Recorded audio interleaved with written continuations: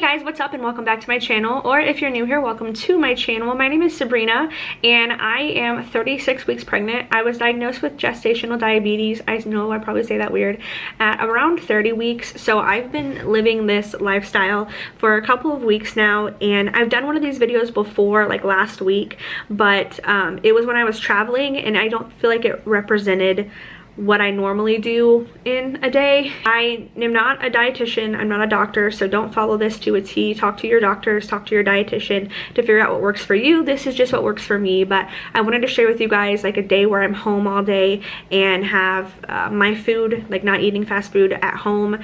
My diabetes is managed without insulin. I just am diet controlled. I don't know why I can't speak. So this is what works for me. At the end of this, I'm also going to be showing you guys some of my favorite meals. There's two that I stick to that a lot that I really like, and going over those with you guys. This will be the last time I film this because when you guys are seeing this, I should have already gave birth.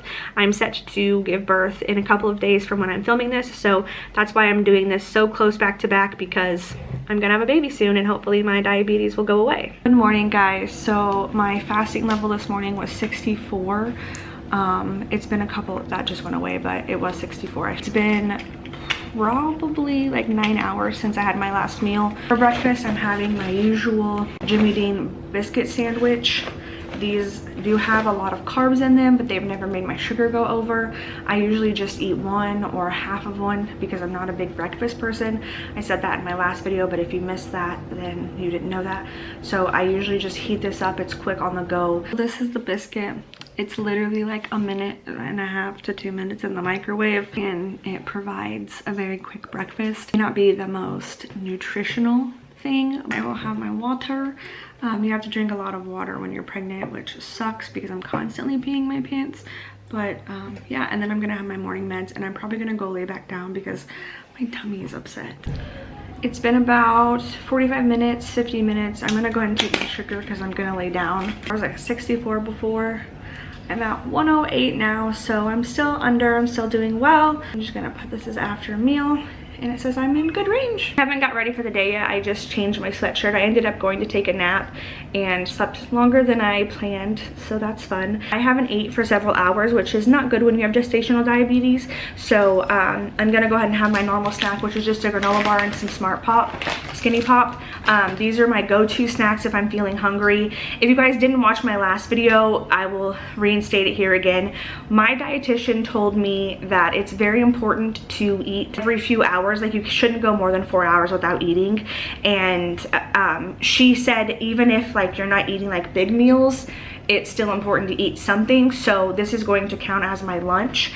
If you guys have heard me talk about this before, I'm not a big eater. I didn't eat a lot before I got pregnant. I had about 1 meal a day, so switching to eating 3 times a day plus snacks in between is just a lot of food for me, and I'm really not hungry. I eat when I'm hungry. You can't really do that with gestational diabetes. Like you have to stay consistent on eating, which is, it's really hard for me because my relationship with food isn't the best. But I wanted to kind of repeat that information just in case you are someone who struggles with eating 3 times a day plus snacks. Definitely talk to your dietitian about anything that you have questions for, because what works for me may not work for you. What works for you may not work for me, so just definitely talk to your dietitian. But I am in the last week of my pregnancy. I will be getting induced. Well, by the time you see this, I should have already had my child, but I will be getting induced. My doctor really enforced that it's really important for me to keep my sugars consistent over the next week because it will help my baby regulate his sugars once he's born. So I'm trying to stay on top of it, and I'm trying to really like do a good job this week so that he can better be prepared for when he's born. I got ready. I have to film some videos today so that they are prepared for next week, and my timer just went off for me to take my sugar. So this is after my snack that I had, which is technically gonna be my lunch. I'm almost out of these Landsets, so I'm gonna have to switch to the older model that I have because these are expensive. Like this is the monitor my doctor gave me. It's the One Touch Sierra Reflect, and it's expensive to get refills of these. Like I got 50 of them and they're like $100. And my insurance for some reason doesn't pay for them. Okay, so it's 90, which is good. That means it's a little low, but Again, I didn't have a big meal. It needs to be under 130, so I could probably eat some more carbs, which I don't know what we're having for dinner tonight. I think it may be salad, and salad with chicken usually helps my sugar come up a little bit, so we'll see what happens then, but 90 is a good read. So for my dinner tonight, I'm doing salad with grilled chicken. The chicken is grilled in the air fryer, and it's just pretty basic, simple salad. Make it however you want. I talk about how I cook mine at the end of it to tell you guys like how I make it. It's super easy to do, but very good, and one of my favorite meals that I cook. So I'm gonna go ahead and eat this, and then I will show you guys my sugar when I'm done. So it's been about an hour since I ate that chicken salad with chicken, whatever you want to call it. So I'm able to take my sugar now. This will be my last treat of the night, 74. So my sugar's been really good today. I would honestly say that it's been too low.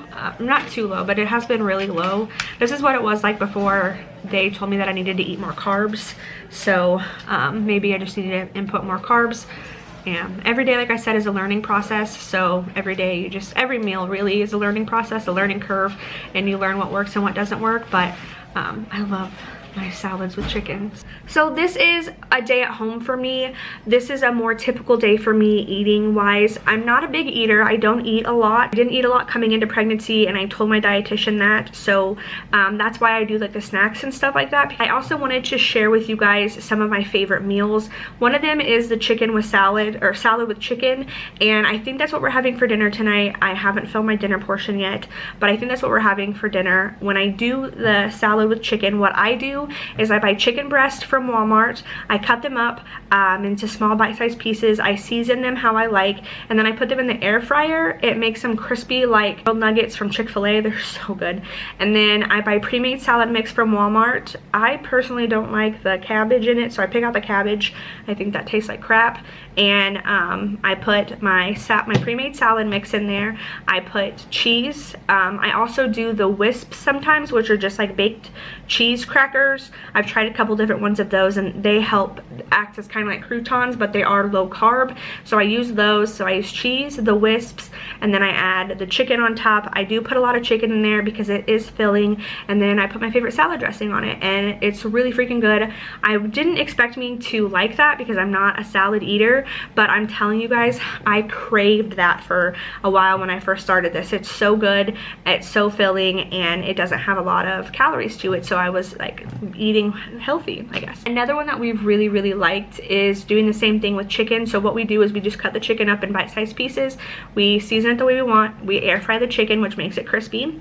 And then I, because I'm lazy, get frozen broccoli and those little like things that you can just put in the microwave, the bags.